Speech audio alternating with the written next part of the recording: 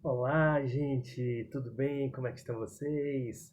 Seu professor Lucas Rocha aqui, professor de redação, e nós vamos hoje, nesse nosso encontro, nessa nossa aulinha, fazer um momento de construir, né, de construindo repertório.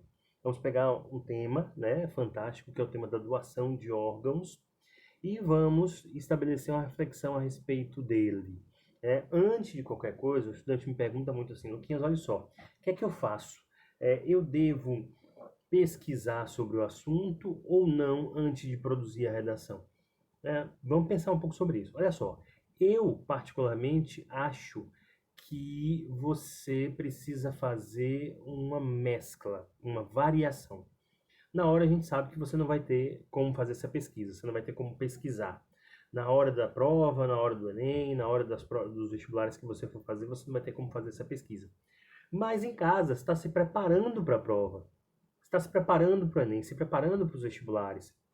Então é complicado que você não tenha esse momento de estruturação, que você não tenha esse momento de reflexão. Você deve ter esse momento de reflexão. Porém, esse momento de reflexão não pode ser uma muleta. Então você precisa variar.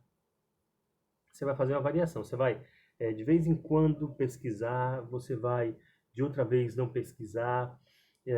E essa pesquisa precisa ser uma pesquisa muito efetiva, muito direta, né, no processo. Por exemplo, você vai no, no Google e digita lá, ó, doação de órgãos infográficos.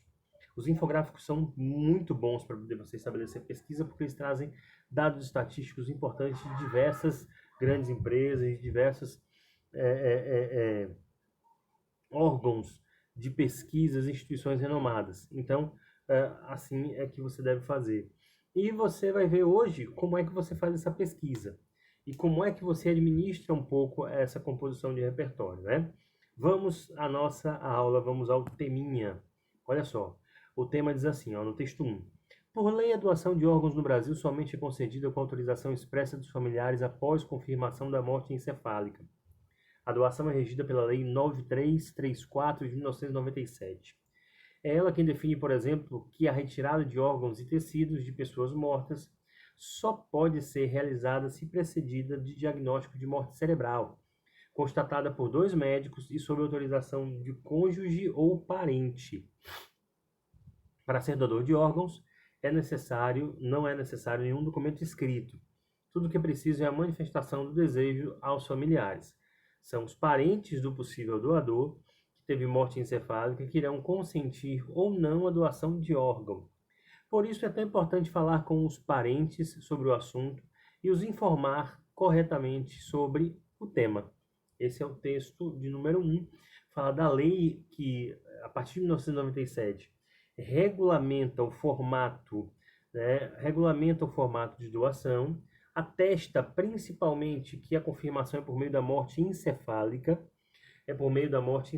ou seja, a morte cerebral, né? Houve uma alteração aí de contexto, uma alteração de conceito de morte.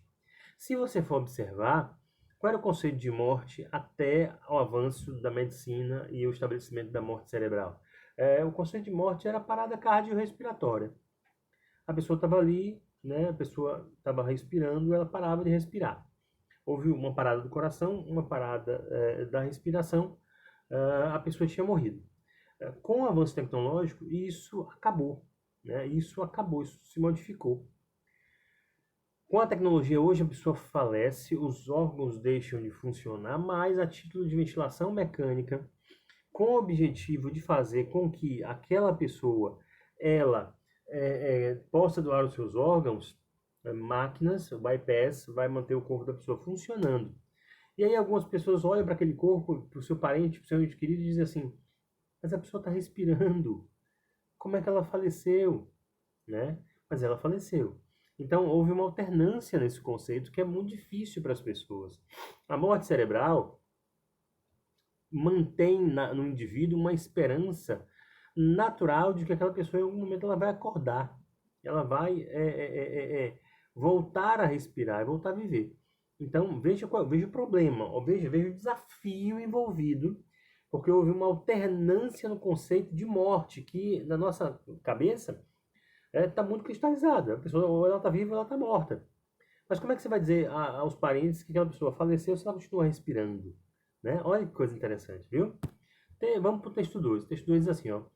Nem sempre é decisão deles, familiares, doar. Na verdade, na maioria das vezes, eles se negam. Dados divulgados pela Associação Brasileira de Transplantes de Órgãos, a ABTO, mostram que entre janeiro e setembro de 2012, cerca de 6 mil pacientes foram diagnosticados com morte cerebral no país.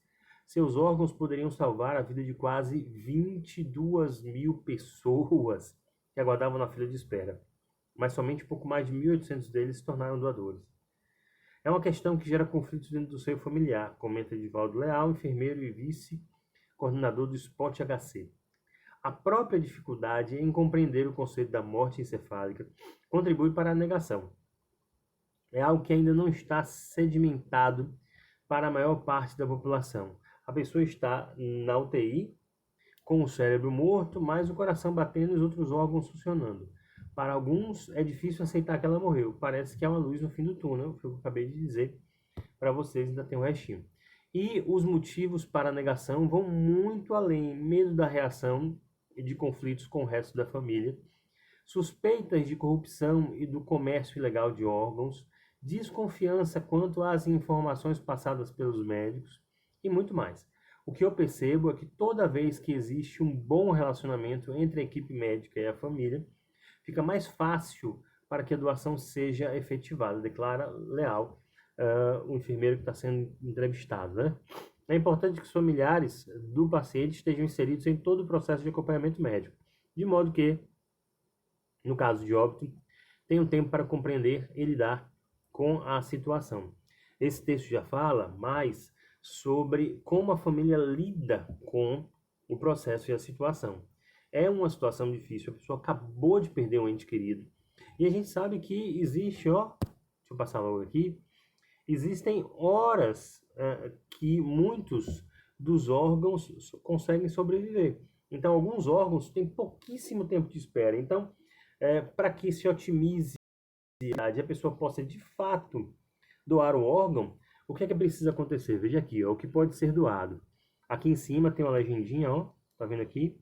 Tempo máximo para retirada após parada cardíaca, é esse coração aqui vazado, vai ser o tempo máximo para retirar, e o tempo máximo de preservação extracorpórea é o coraçãozinho achurado, preenchido.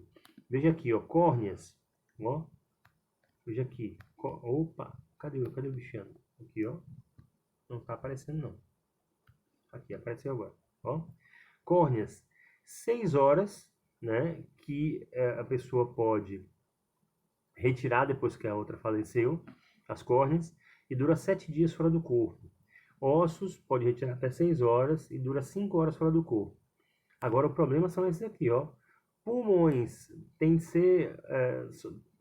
de retirar antes da parada cardíaca e só dura de 4 a 6 horas fora do corpo, igual ao coração. O pâncreas e o fígado duram mais, de 12 a 24 horas. Os rins, aqui embaixo por último, ó. Lá embaixo, aqui, por último aqui, ó. Tá vendo aqui? Os rins, ó. 30 minutos é possível ainda retirar os rins após a morte da pessoa e dura até 48 horas. Então, existe um tempo máximo. Então, como é que vai esperar muito para poder abordar a família? Não dá. O protocolo de abordagem precisa ser um protocolo diferente para que as famílias se motivem e entendam o processo da doação, né? O que é bastante difícil, porque é um momento de dor, né? Veja aqui que legal também esse repertório, ó. Nós vamos pensar o seguinte, existe um calendário mundial, um calendário nacional, um calendário internacional, mais para frente a gente vai entender a diferença entre mundial e internacional, de datas comemorativas da ONU, do Ministério da Saúde. Ontem mesmo foi 7 de abril, ontem foi o Dia Mundial da Saúde, né? O Dia Mundial da Saúde. Então, qualquer tema sobre a área de saúde, você podia começar com essa data, né? 7 de abril se comemora, em virtude de uma portaria do Ministério da Saúde, da OMS, o Dia Mundial da Saúde, com o objetivo de estabelecer conscientização e campanhas a respeito do tema. Pronto, era repertório. Da mesma forma, você podia começar aqui, ó. Você podia começar seu texto dizendo que o dia 27 de setembro é o Dia Nacional da Doação de Órgãos, né? Essa fitinha verde. Por que, Luquinhas, o dia 27 de setembro? Olha só, as datas elas são escolhidas de acordo com algum tipo de motivo, né? Existe um motivo para isso, né? Então, assim, dia 27 de setembro é o dia de São Cosme e São Damião, porque na mitologia católica, São Cosme e São Damião foram os primeiros médicos a fazerem um transplante. Tiraram a perna de um combatente que tinha morrido e implantaram no homem que havia perdido a perna. Então, por conta desse mito, né, se escolheu essa data como Dia Nacional da Doação de Órgãos, né? Então, aqui nós temos essas informações também que nós podemos aproveitar na construção do nosso texto. Com certeza, esse é o texto 3. Pronto, essa é a proposta, ó. A proposta que você está tendo acesso, que você teve acesso. Os desafios relacionados à doação de órgãos no Brasil, ó, os desafios relacionados à doação de órgãos no Brasil. Veja, qual é o tema central? O tema central é, óbvio, doação de órgãos. Desafios é um dos delimitadores e o outro delimitador é Brasil. Brasil. Tranquilo. Perfeito. Aí agora a gente pode fazer uma pesquisa. A gente já sabe isso. No final a gente vai fazer o planejamento hoje.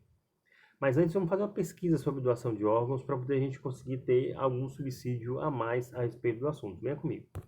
Olha lá. Primeiro, vamos pensar aqui, ó, repertório sobre doação de órgãos. Primeira coisa que a gente tem que pensar é o histórico, né, disso. Vamos para a literatura, vamos como que a ideia de doação de órgãos era trabalhada antes de ser possível. Porque, veja, o que acontece em termos tecnológicos no mundo, muitas vezes foi explorado já pela literatura. Foi explorado lá no passado já por pessoas que falavam sobre isso. Nem que seja simbolicamente. Veja, a primeira vez, a ideia de transplante sempre ocupou o imaginário dos povos. Ao longo da história, na Antiguidade Clássica, Homero fala de transplante em sua obra épica A Ilíada, escrita 700 anos antes de Cristo. Os deuses criaram uma quimera, um monstro com cabeça de leão, corpo de cabra e cauda de serpente. Ou seja, pedaço de cada bicho formou um monstro, que é a quimera, né? Cabeça de leão. Então, já existe, sempre existiu no imaginário da humanidade esse manuseio do corpo humano ao bel prazer. Você tem aqui também uma outra informação, que é uma lenda de que um homem que disse ter sido transplantado por São Cosme e Damião, médicos que exerciam a medicina sem cobrar, se tornaram santos católicos. Veja a imagem, ó. Ó a imagem. Existe essa imagem aí que retrata essa ideia, né? Você vê aqui, ó, aqui a perna sendo transplantada, você vê que a perna que vai ser colocada tem uma coloração diferente do corpo da pessoa. Aqui embaixo você tem anjos, ó. Você tem, opa, voltei. Tem anjos aqui, tá vendo? Aqui embaixo, tá vendo aqui? Dos dois lados. Então essa imagem aí é que retrata esse mito da primeira doação de órgãos que se tem notícia, vamos dizer para cá, num tempo menos remoto como o da Ilíada. Olá, em termos históricos, o primeiro transplante bem-sucedido de órgãos vitais no mundo aconteceu em 23 de dezembro de 1954 em Boston, nos Estados Unidos. Doador e receptor eram irmãos gêmeos idênticos. O médico Joseph Edward Murray entendeu que não haveria risco de rejeição ao órgão justamente pelo fato de se tratar do mesmo genoma. Esse cara grava esse nome, Joseph Edward Murray. Ele é a figura mais importante do planeta quanto à doação de órgãos. Ele foi simplesmente um médico que conseguiu, vamos dizer assim, descobrir ou apurar a técnica de que a rejeição de órgãos era um problema, era uma possibilidade negativa do transplante dar certo. Quando ele administra essa situação, ele consegue fazer o primeiro transplante, que aconteceu em 1954. O irmão doente, Richard Herrick, viveu mais 8 anos com o rim do seu irmão, e pelo que se tem notícia, ele não morreu por causa do rim. Em 1990, Joseph Edward Murray recebeu o Prêmio Nobel de Medicina por suas conquistas na técnica do transplante de órgãos. Então, ele é o pai do transplante de órgãos.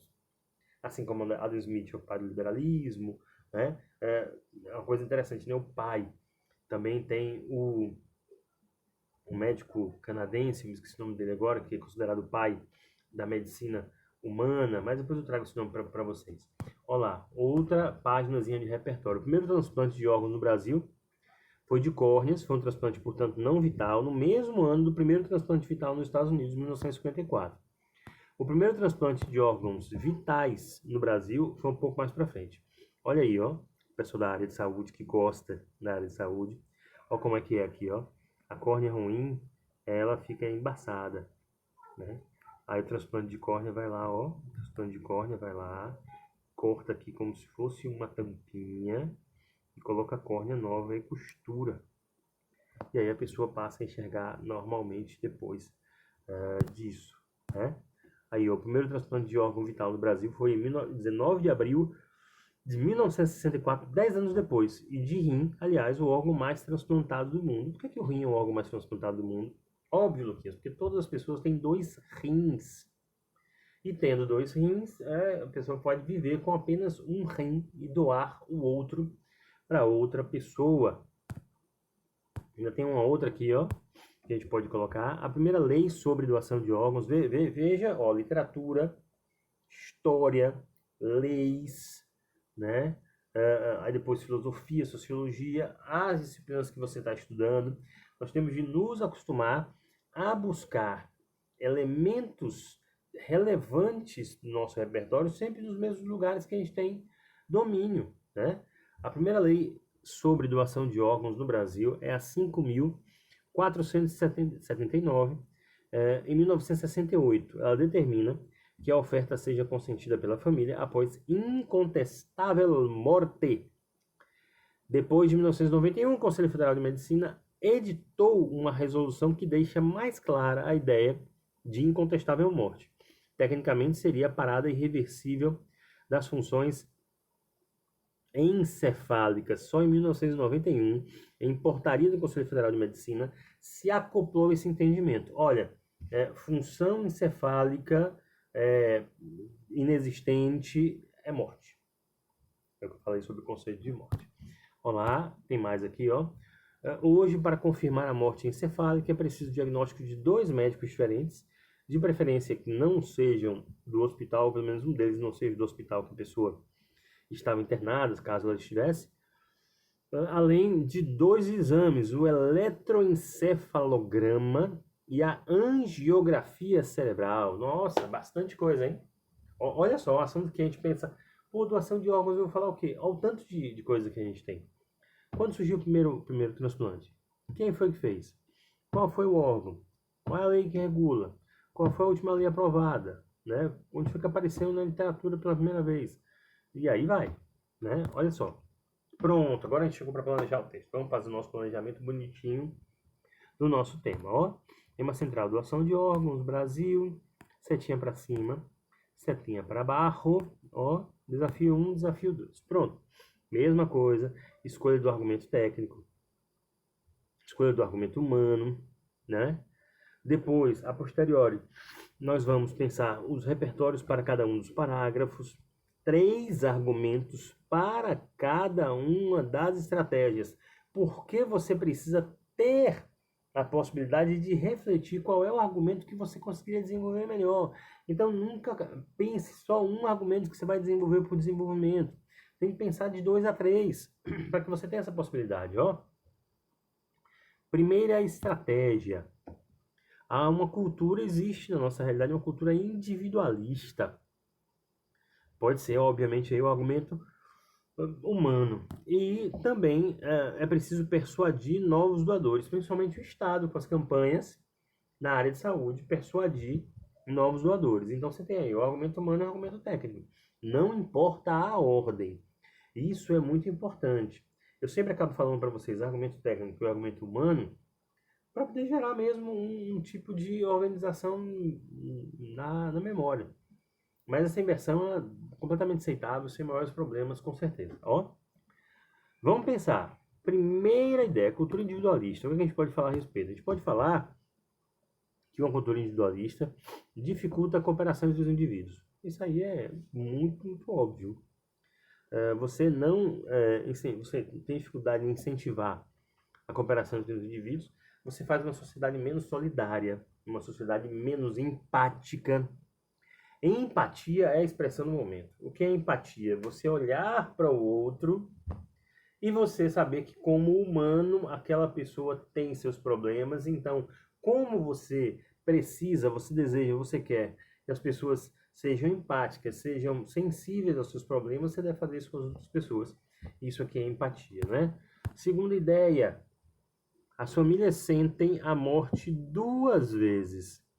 As famílias sentem a morte duas vezes na cultura individualista. Como assim? O ente falece, as pessoas estão convalescendo, tristes, chateadas, e aí o médico pede para doar os órgãos. Aquela pessoa, enquanto aquela pessoa está ali, mesmo que morta, mas que ela está visível. Por isso que o sepultamento, o enterro de alguém é algo muito difícil. Porque naquele momento a pessoa desaparece. Enquanto aquela pessoa está de olhos fechados, todos nós já vimos nossos parentes, nossos entes queridos, pessoas que temos uma certa admiração. Boa parte dessas pessoas nós vemos com olhos fechados, não necessariamente dormindo. Então é muito tranquilo você olhar para aquela pessoa e você se deparar com ela de olhos fechados, não tem problema isso. O problema é que quando aquela pessoa é sepultada ou é cremada, ela deixa de existir. Então naquele momento que ela está visível, a família ainda se comporta num contexto de defesa daquela pessoa. Então, por isso que muitas vezes a abordagem das famílias gera uma sensação de que aquela pessoa ela está sendo agredida. E aí a família se ressente, se fecha, não permite a doação. Outra ideia, ó, a ausência midiática, né?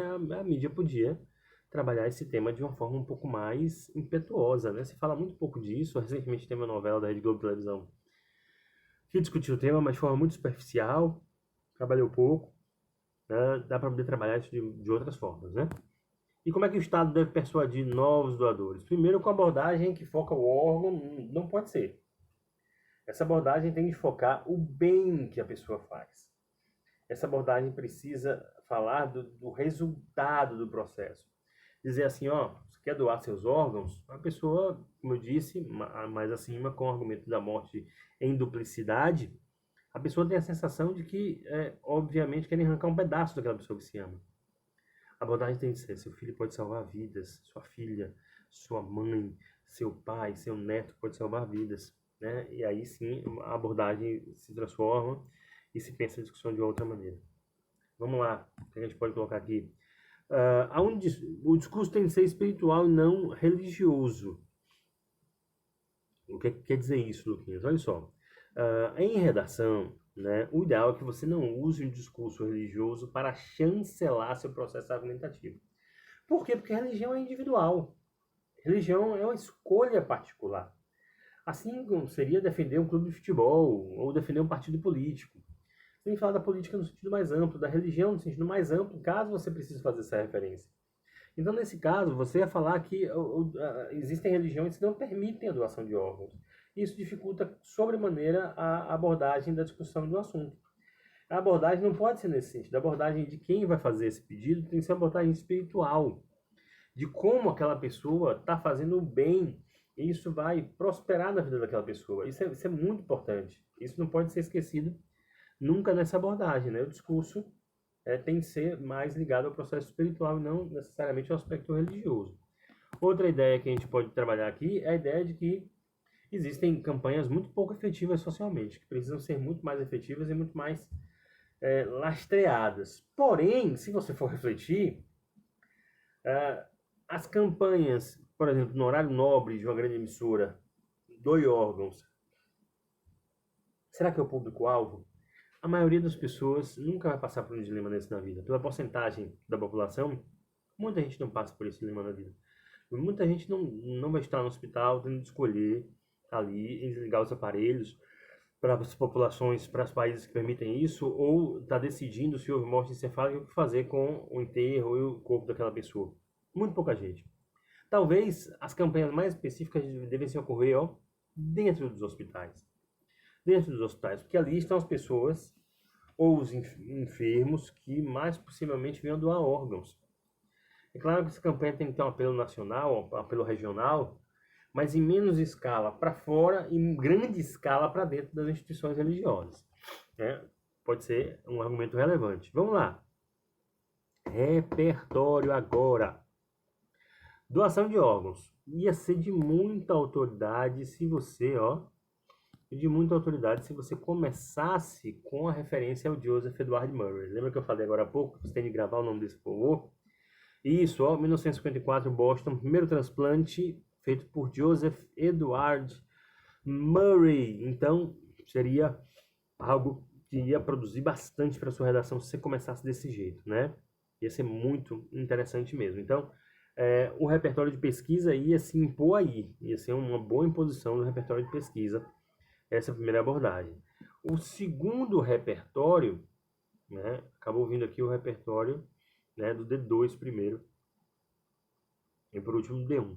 Mas não tem problema, Tem uma lei de 1991 que declarava todo brasileiro como seria naturalmente um doador de órgãos. Não deu muito certo, né? Acabou não tendo a roupagem necessária. Logo após saiu até a campanha de que as carteiras de identidade vinham com um carimbo dizendo se a pessoa era doadora ou não era doador de órgãos. Isso gerou, ai meu Deus, socialmente uma grande comoção. Começaram as fake news de que pessoas estavam sendo sequestradas para se tirar os órgãos, para poder haver tráfico de órgãos. Foi muito difícil, né? Então, é uma lei marco que diz claramente que todo brasileiro poderia ser, a princípio, doador de órgãos. E, para outro repertório, olha só, Adam Smith, pai do liberalismo, que diz que uma sociedade só progride se as pessoas forem individualistas, se elas pensarem de forma muito mais categórica em si mesmas. E aí você tem esse individualismo por parte de Adam Smith. Gente, você já tem aí o planejamento, você tem um bom repertório. É um tema muito interessante, fascinante. Sugiro que você procure vídeos no YouTube para poder ver a respeito do assunto. Né? Mas, de imediato, tente produzir o seu plano. Tente não usar nenhum desses 3 repertórios se você conseguir. Nos slides de repertório tem aí algum repertório, você vai dar uma olhada. Tente variar isso para que seu texto ele possa ter um aspecto de originalidade. Mesmo que você tenha, digamos que você tenha uma dificuldade maior, você usa os repertórios, mas tente fazer uma pesquisa nesse sentido, né? E também dos temas todos que nós estamos tendo acesso aqui. No nosso próximo encontro, vou analisar uma redação desse tema, uma redação pronta desse tema, vai ser muito legal. Analisando a redação pronta desse tema, a gente vai conseguir fazer o processo que nosso trabalho precisa, que é ter esse acesso constante a redações feitas. Vai ser muito legal. Beleza, gente? Foi um prazer. Me aguardem no próximo encontro. Um abraço.